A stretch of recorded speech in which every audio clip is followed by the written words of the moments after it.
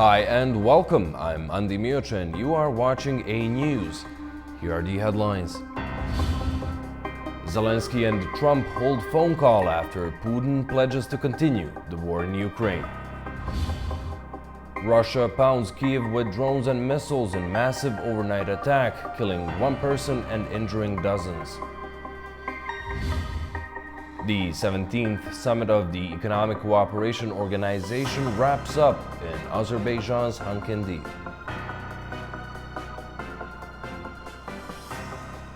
Thank you for tuning in. US President Donald Trump spoke to Ukrainian President Volodymyr Zelensky and agreed to work on strengthening Ukraine's air defenses. They also talked about direct cooperation on drone technology. The call came a day after Trump spoke with Russian President Vladimir Putin, later telling reporters he was very disappointed by that conversation. The intensified Russian attacks on Ukraine were followed by a direct phone call between President Donald Trump and Ukrainian President Volodymyr Zelensky, during which both leaders agreed to strengthen Ukraine's air defenses and expand cooperation on critical security technologies. According to Zelensky, Trump was well informed about the situation. They explored new options for protecting Ukrainian airspace and looked at ways to directly cooperate on defense technologies, including drones. Zelensky described such cooperation as essential for Ukraine's security. Axios, citing unnamed sources, reported that Trump confirmed the US is willing to assist Ukraine with air defense systems amid intensified Russian pressure. The call came just one day after Trump spoke with Russian President Vladimir Putin. Trump later told reporters he was very disappointed by that conversation and said he did not believe Putin was ready to stop the war.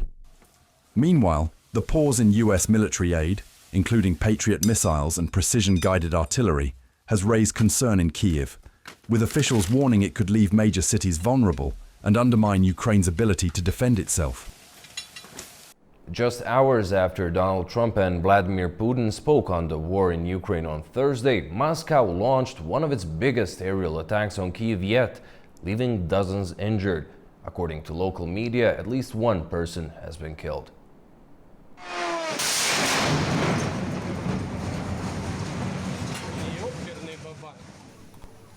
Overnight into Friday, Kiev's skies lit up as air defense units battled an intense Russian drone and missile onslaught, one of the largest since the start of the war. According to Ukraine's Air Force, over 500 drones and 11 missiles were launched, with the capital as the main target.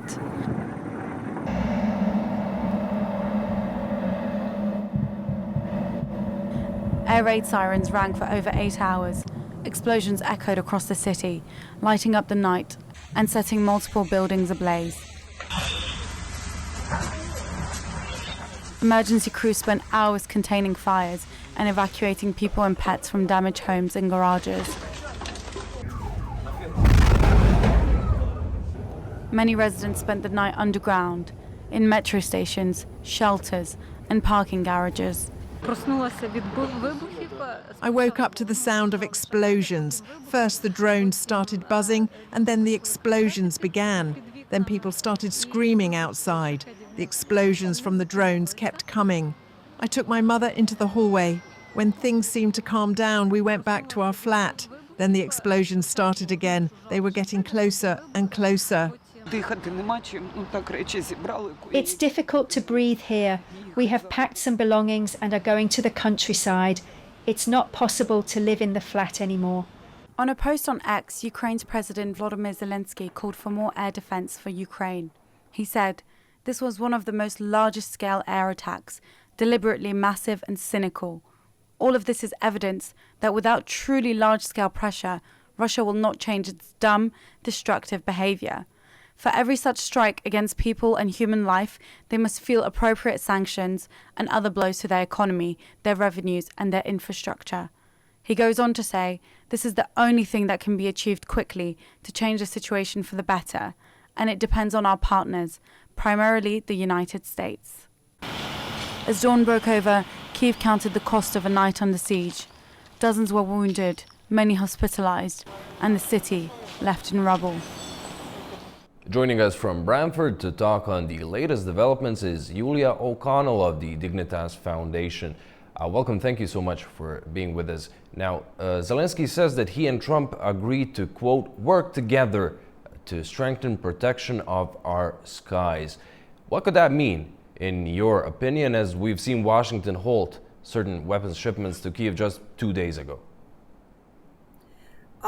What it really means that even though that the defense is being halted right now, it's a horrible, terrible news for Ukraine right now, and it was painful, and everybody was really on a high alert, sending their messages and phone calls to the Congress and to the Senate in the United States to resume the aid to Ukraine. But the conversation, when they are saying they have to work together on air defense, shows that Trump actually understands pretty well at this point that Putin is not willing to stop the war. He sees Ukraine as a root of the problem. And to be frank, Ukraine is not only the root of the problem. His problem is that he wants former Soviet Union back in the borders it used to be. So all the countries that neighboring right now is a problem for Putin. Ukraine is the first one. And the rest of the Europe, and have an influence in the rest of Europe and in the world. So that's his root of the problem. Trump, having the sixth conversation with Putin, finally coming to realization there will be no progress. As he said, will be no. He will be disappointed every time he calls. In fact, Ukrainian have a black humor joke, saying that every time Trump calls Putin, Ukraine gets more and more and higher intensity attacks. And good thing is to ask President Trump not to call Putin anymore. But air defense is very different today from 2-3 years ago. If Putin was launching missiles, mostly missiles on Ukraine, and Shahed drones here and there, now it's I would say 90% is Shahed drones and 10% missiles. So when we have air defense of Patriot system intercepting missiles, it's a one chunk of the problem. Big chunk of the problem is to intercept these Shahed drones and other type of drones. And to work together, that means that Ukraine right now has the most advanced knowledge, most advanced experience how to intercept drones. United States is with the President Trump thinking about Golden Dome to protect United States. Understand that the middle airspace where the drones can fly is actually very vulnerable. So working in United States, so working together, that means it's in the favor and in the interest of national securities of United States. And yesterday, actually, in Aarhus, President Zelensky signed the biggest contract with American investor company called Swift Bit by Eric Schmidt, who supported by Eric Schmidt, where the biggest number of drones, interception drones, reconnaissance drones, lethal drones. So the production will be together in Ukraine with American investments. So this is a new step in the war. And again, Putin is trying to terrorize country. He's making very little progress at the front line, and his offensive is pretty much acknowledged to be failing. So Trump did say his conversation with Putin was very, very disappointing. Kremlin then came out saying Putin wasn't willing to make any concessions. Do you see Trump changing his tactics and approach to Moscow after this latest phone call? I believe so, because Trump got got a lot of criticism, not only from military. A lot of military was saying that holding aid to Ukraine and being helping, it only helps Putin at this point. And 81% of Americans do not trust, don't believe, don't like Putin, and 75% in the latest polls shows 75% Ukrainians believe that aid to Ukraine is justified. So in Trump responses to American population, he is not dictator. So he has to respond to his. Unfortunately, we see that, for example, Hexec is not the one who can lead the changes in DoD, and DoD needs a lot of changes. But after having a good conversation, and what President Zelensky described as a good conversation, and about air defense in Ukraine, and understanding that the air defense in Ukraine, especially for drones, is in the interest of American national security, I believe that will be moving. The moving forward is not going to be, abandon of Ukraine. It's very hard to imagine. That's the way it would develop. Yulia, thank you so much for joining us and sharing your insights. Thank you. In more news out of Ukraine, the country's foreign minister says Kiev was hit by a Russian drone containing Chinese-made components. Andriy Sybiha called it a grim irony and a sign of how Putin is expanding his war using Iranian drones, North Korean troops, and Chinese parts, after Russia's attack also damaged the Chinese consulate in Odessa. Sybiha posted photos of the parts on his X account, showing the drones manufactured as early as end of June 2025. He urged the US and global allies to increase pressure on Russia and anyone aiding its war machine. Dutch and German intelligence say they've uncovered clear evidence that Russia is using banned chemical weapons on the battlefield in Ukraine, including choking agents dropped from drones. Dutch and German intelligence agencies say in a new report released today that Russia is intensifying its use of banned chemical weapons in Ukraine. They say choking agents are being dropped from drones using improvised devices to drive Ukrainian soldiers from trenches and leave them exposed to gunfire. The main conclusion is that we can confirm Russia is intensifying its use of chemical weapons. This intensification is concerning because it is part of a trend we have been observing for several years now. Officials describe it as part of a large-scale Russian program, not just makeshift tactics at the front line, but backed by research labs, military planning, and battlefield instructions. At least 3 deaths have been linked to chemical exposure. Over 2,500 Ukrainian soldiers have reported symptoms like breathing issues and nausea. But despite the scale, no formal investigation has been launched by the global chemical weapons watchdog. Russia denies the allegation and accuses Ukraine of similar tactics. The Dutch defense minister is calling for new EU sanctions and for Russia to be blocked from global disarmament bodies. Meanwhile, Russia and Ukraine have exchanged another batch of prisoners of war. The warring sides have swapped troops several times since the start of Russia's full-scale invasion of Ukraine more than 3 years ago. At recent talks in Istanbul, the two countries agreed to free all heavily wounded, ill, and captive troops who are under 25 years of age. Ukrainian President Volodymyr Zelensky shared the news of the prisoner exchange on his X account, stating that civilians were among those released from Russian captivity.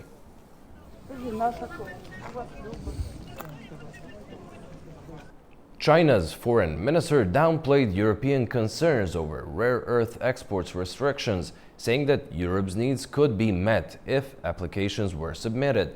He made the remarks while in Berlin during his European tour. Our Mahnur Magdoum has more in Beijing. During his ongoing European tour, Chinese Foreign Minister Wang Yi moved to ease EU's growing concerns over China's recent tightening of restrictions on rare earth mineral exports. He emphasized that these measures target dual-use items and do not constitute a blanket restriction. He assured his European partners that legitimate needs would be addressed swiftly through a licensing mechanism under China's Ministry of Commerce, adding that the measures align with international norms and do not intend to hinder normal trade. His remarks come as China and the EU navigate a very tense phase in their trade relationship. Brussels launched multiple investigations into China's alleged market distortion, including subsidies to electric car makers and solar panel exports, which the EU argues undermine fair competition. In response, Beijing accused the EU of protectionism and launched its own anti dumping probe into EU exports, including on pork and brandy.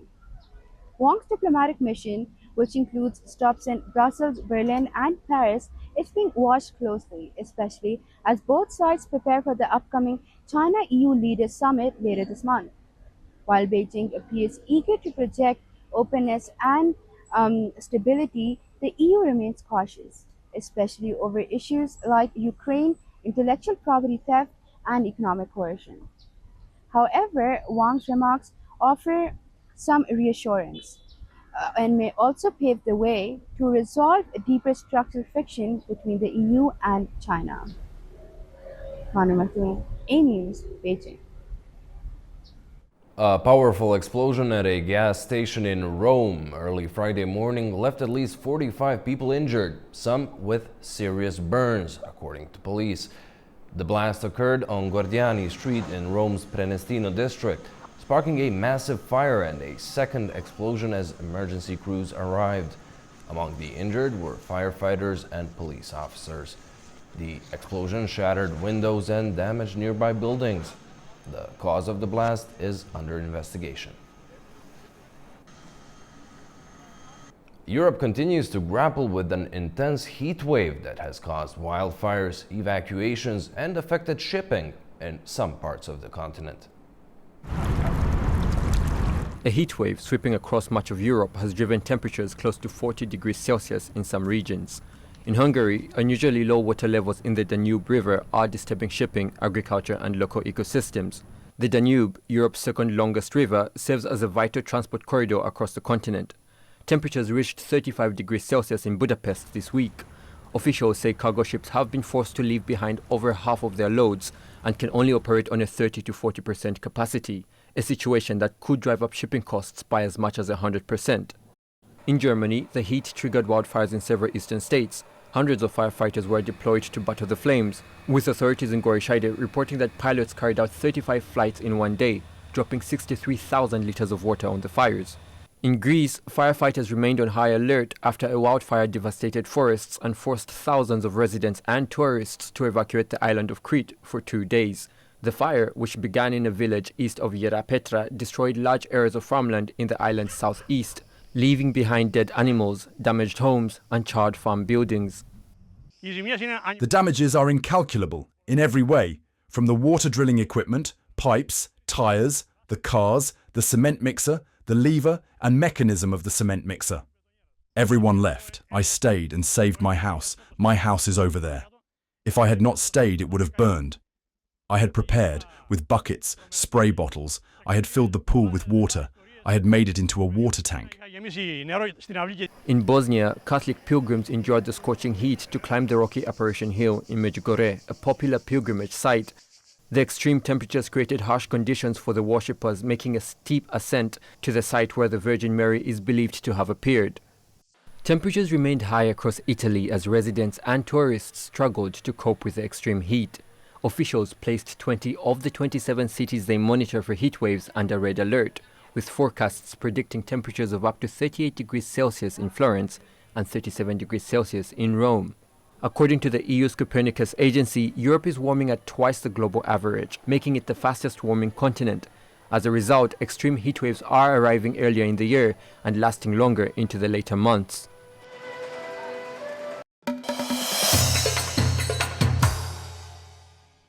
The 17th summit of the Economic Cooperation Organization has wrapped up in Azerbaijan's Hankendi. Top officials and delegations of the 10 member states used the chance to tackle a number of regional and global issues. Our Narchichak Jahangirli has all the details. We continue our coverage from Hankendi, where the 17th ECO summit has just wrapped up. Behind me you can see presidential convoys as delegates prepare to depart the venue. President of Azerbaijan Ilham Aliyev welcomed the heads of state, government leaders and delegations participating in the 17th ECO summit. In his opening remarks, he emphasized Azerbaijan's active role in the organization and the importance of solidarity among member states. The summit's key themes included climate change, regional security and emerging threats. Many leaders used the platform to raise issues that, while internal in nature, carry broader regional implications. Iran's President Masoud Pezeshkian, for example, called the summit a chance to condemn recent attacks on his country. I also have to mention remarks about the significance of the summit's location. Notably, all events related to the summit unfolded here in Khankandi, in Azerbaijan's Karabakh region, a location rich in symbolism. Once part of the historic Silk Road, several leaders highlighted this significance. Uzbekistan's President Shavkat Mirziyoyev praised the revival and development of ancestral Azerbaijani lands following their liberation and welcomed the summit's venue in a rejuvenated Karabakh. Afghanistan's Deputy Prime Minister's speech raised quite an interest. Abdul Ghani Baradar proposed Kabul to host the 18th ECO summit. He announced that Afghanistan is open to joint work. Afghan official invited regional powers to actively participate in economic projects in the country. Beyond the plenary, the summit was marked by productive bilateral meetings of its sidelines. President Aliyev received UAE's Minister of Industry and Advanced Technology, Sultan Ahmed Al Jaber. Overall, the summit served as clear evidence of the strong alliance among ECO countries during this sensitive period. We've finished our reports from 17th ECO summit. I am Narchchek Jahangirli here with Nijat Qasimov, Khankandi, Azerbaijan. Afghanistan's Deputy Prime Minister held a series of meetings on the sidelines of the ECO summit in Khankandi, focusing on economic cooperation with neighboring countries, including Turkmenistan and Uzbekistan. Our Tamim Bahez has more on that. In his meeting with Turkmenistan's Deputy Prime Minister and Foreign Minister Rashid Miridov, Mullah Brother discussed key bilateral issues and called the recent elevation of diplomatic ties with an ambassador now in Ashgabat and a consul general in Mary a major step forward. He also highlighted the importance of the Tapi gas pipeline project, calling it a critical joint initiative that can enhance regional economic integration. To boost commercial ties, Brother proposed opening chambers of commerce and bank branches in both capitals and easing visa processes for Afghan traders. In response, Miridov reaffirmed Turkmenistan's commitment to strong political, economic and friendly ties with Afghanistan. In a separate meeting also held on the sideline of the ECO summit, Mullah Brother met with Uzbek President Shavkat Mirziyoyev. The talks focused on enhancing political and economic cooperation between Afghanistan and Uzbekistan. The discussions included railway connectivity, transit routes, trade facilitation and electricity supply. Brother thanked Uzbekistan for its practical and supportive approach toward Afghanistan on the international stage and urged for further collaboration in exporting Afghan goods to Central Asia and Russia. These back-to-back meetings mark a push by the Afghan leadership to strengthen regional economic integration as the country seeks deeper ties with its neighbors amidst ongoing international challenges. Tamim Bahis reporting for A News in Kabul, Afghanistan. Russia's earlier comparison of Ukraine to Azerbaijan, according to some analysts, comes out of fear Ukraine may follow the same path of military reclamation, threatening Kremlin dominance. Russia's presidential aide Vladimir Medinsky has drawn an alarming comparison between the Ukraine war and the Karabakh conflict, warning that a mere ceasefire without a comprehensive peace deal could turn eastern Ukraine into a giant Karabakh, a frozen conflict zone ripe for future escalation. He warned that if Russia stopped the conflict along the front line, Ukraine might join NATO and, together with its allies, attempt to retake lost territories, risking escalation to nuclear war. Azerbaijan responded sharply. Foreign Ministry spokesman Aykan Hajizadeh called Medinsky's analogy regrettable and surprising, pointing out that Karabakh is not disputed territory, but an ancient and integral part of Azerbaijan, as officially recognized even by Moscow. Baku insisted this comparison is dangerous and false, asserting that Azerbaijan's 2020 and 2023 military actions reclaimed internationally recognized land, not aggressions against other states. Political analyst Taras Kuzio notes that among the 15 post-Soviet republics, only Russian and Armenian nationalists have pursued irredentist claims, never accepting the Alma-Ata Declaration of December 21, 1991, which made Soviet internal borders the permanent international frontiers. Medinsky, like Putin, lives in the 19th century. However, as Azerbaijan demonstrated when it defeated a Greater Armenia, there is no room in the 21st century for empires. Medinsky revealed the fears of the Kremlin that its occupation of Ukrainian land will unravel when Ukraine follows Azerbaijan's example. Relations between Tehran and Baku have once again entered a tense phase. Iran's accusations against Azerbaijan, followed by diplomatic signals, have drawn regional and international attention. At the center of the issue lies Azerbaijan's strategic partnership with Israel. Iran's accusations that Azerbaijan has allowed Israel to use its airspace in military operations against Tehran have led to an escalation of tensions between the two countries. Experts suggest that these allegations are voiced against the backdrop of Iran's recent military setbacks and can be understood as rhetoric aimed at domestic audiences. Tensions between Baku and Tehran have been growing over the past 5 years, particularly intensifying following the 12-day armed conflict between Israel and Iran. Analysts believe that Iran's Islamic Revolutionary Guard Corps, IRGC, has played a significant role in this deterioration. Nonetheless, Iranian President Masoud Pezeshkian's visit to Baku in May this year, as well as his participation in the 17th summit of the Economic Organization Cooperation, are viewed as diplomatic efforts aimed at easing tensions between the two sides. One of the critical flashpoints in bilateral relations was the 2023 attack on Azerbaijan's embassy in Tehran, which resulted in the death of the embassy's head of security and injuries to 2 staff members. That same year, an assassination attempt was reported in Baku, targeting a pro-Israel Azerbaijani parliamentarian. Despite these incidents, Azerbaijan shares a 688-kilometer-long border with Iran, where millions of ethnic Azerbaijanis reside.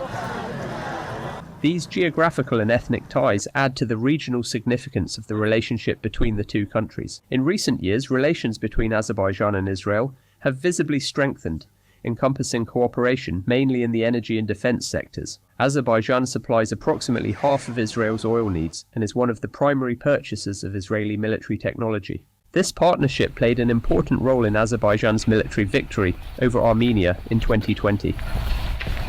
The success further enhanced Baku's position amid shifting geopolitical dynamics in the region. The close ties between Baku and Jerusalem have been closely monitored by Iran.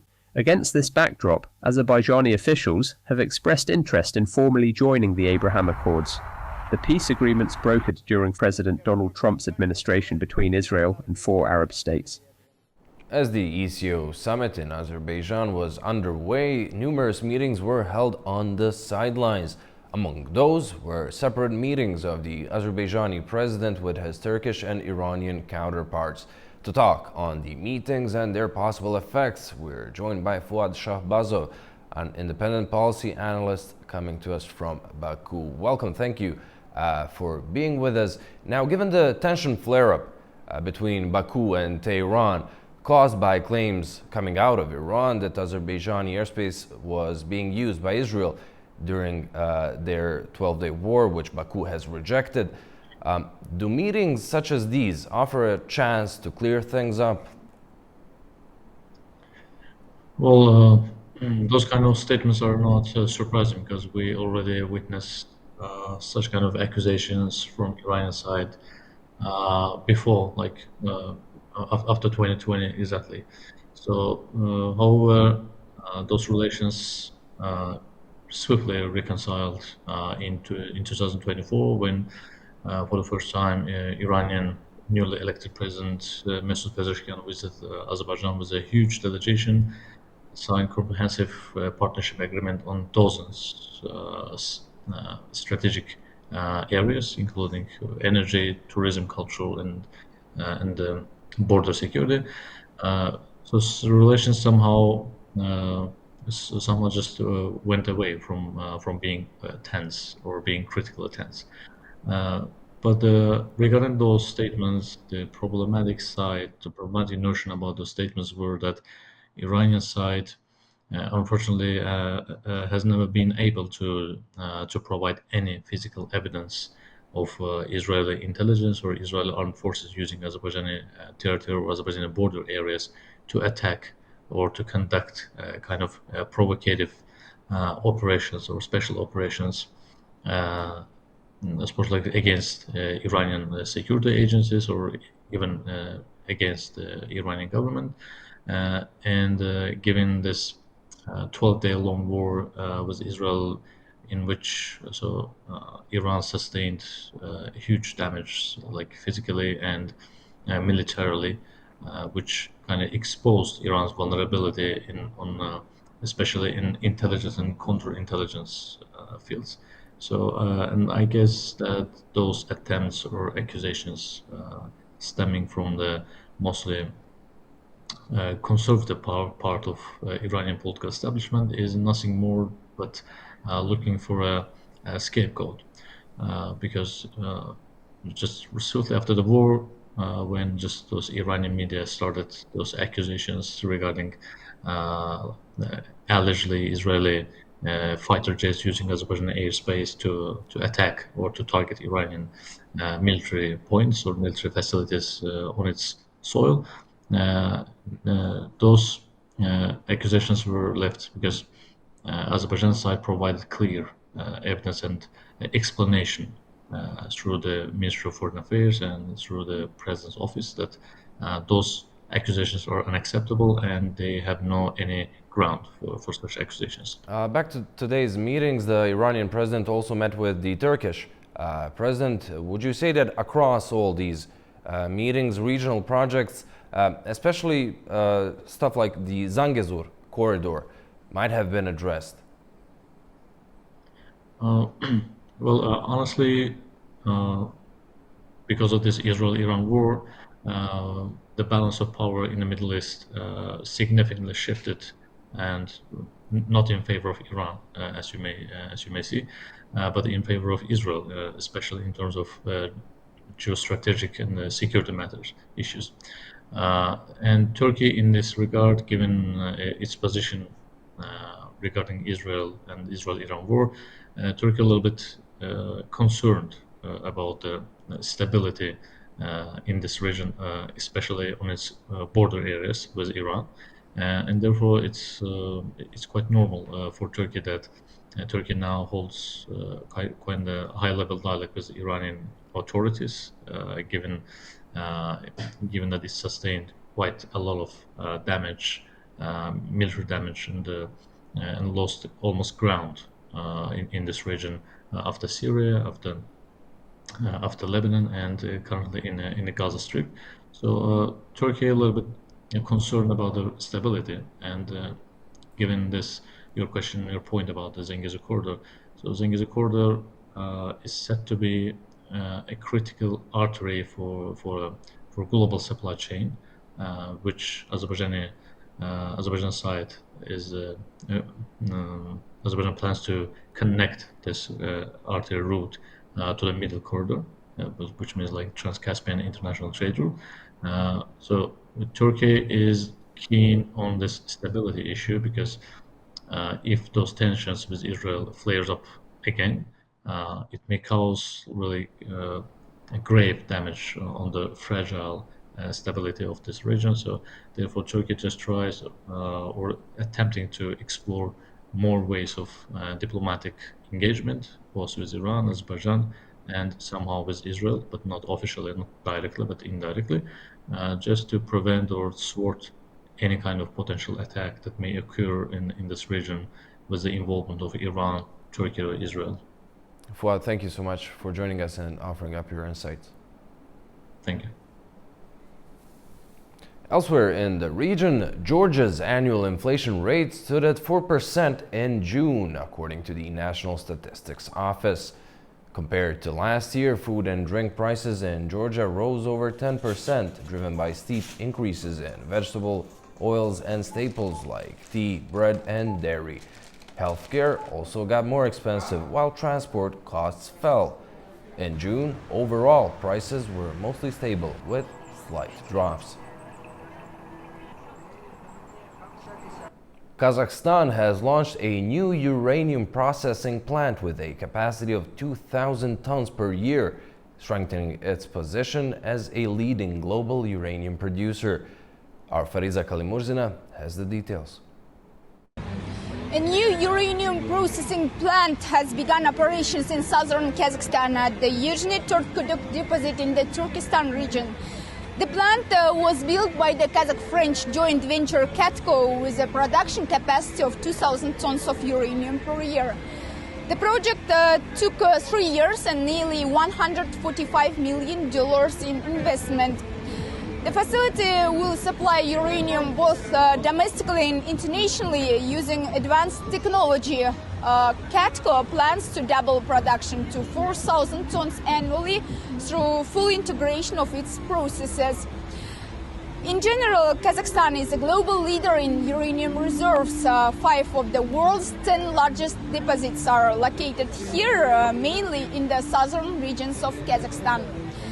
The Minister of Energy reports that Kazakhstan is creating a strategic uranium reserve in the form of unprocessed uranium. The country already produces finished nuclear fuel, and plans to build nuclear power plants will open new opportunities to use domestic resources for energy needs. Discussions about constructing nuclear power plants have been ongoing in Kazakhstan for several years as part of its national energy security strategy. And last month, Russian energy giant Rosatom won the contract to build Kazakhstan's first nuclear power plant and will lead an international consortium on the project. Also, earlier this year, President Kassym-Jomart Tokayev announced plans for not 1 but 3 nuclear power plants to support sustainable economic growth for decades to come. Later, it was also revealed that China will lead the construction of Kazakhstan's second nuclear power plant. The initiative gained momentum after President Tokayev's 2019 visit to Moscow, where President Vladimir Putin offered Russian technology for the plant's construction. Later, in October last year, Kazakhstan held a nationwide referendum in which over 70% of voters expressed support for building the country's first nuclear power plant. Fariza Kalimurzina, A News, in Almaty, Kazakhstan. Over in Turkey, the wildfires raging in Izmir have killed 2 people and forced evacuations as firefighters battle flames fueled by strong winds. Officials say that a group came out claiming responsibility for setting multiple fires, while investigations continue into possible accidental causes. Wildfires in western Turkey's Izmir province have claimed a second life as blazes rage into their 7th day across several regions. Ibrahim Demir, a backhoe operator, died Tuesday while battling flames in the Ödemiş district. An 81-year-old bedridden man died from smoke inhalation after fire reached his home in the same area, marking the first fatality since the fires began. Governor Süleyman Elban said 37 other villages were safely evacuated. A group calling itself the Children of Fire, claiming ties to the outlawed Kurdistan Workers' Party, has taken responsibility for dozens of fires across 6 Turkish cities. The PKK, which announced it was ceasing its insurgency in May, has not commented. Firefighters, supported by aircraft and helicopters, are intensifying efforts in the Aegean town of Sezme, a key tourism area west of Ödemiş. Strong winds continue to hinder containment as fires spread through forested zones, causing highway closures and evacuations. The Izmir Forestry Directorate has deployed planes, helicopters, fire engines, and heavy equipment to fight the fires. Local residents are assisting emergency crews amid challenging conditions. Authorities have detained 2 suspects who may have accidentally started one fire while using a power tool at a construction site in Buka district. The investigation remains ongoing. Well, that's all we have for you for now. Thank you so much for watching and stay tuned to A News.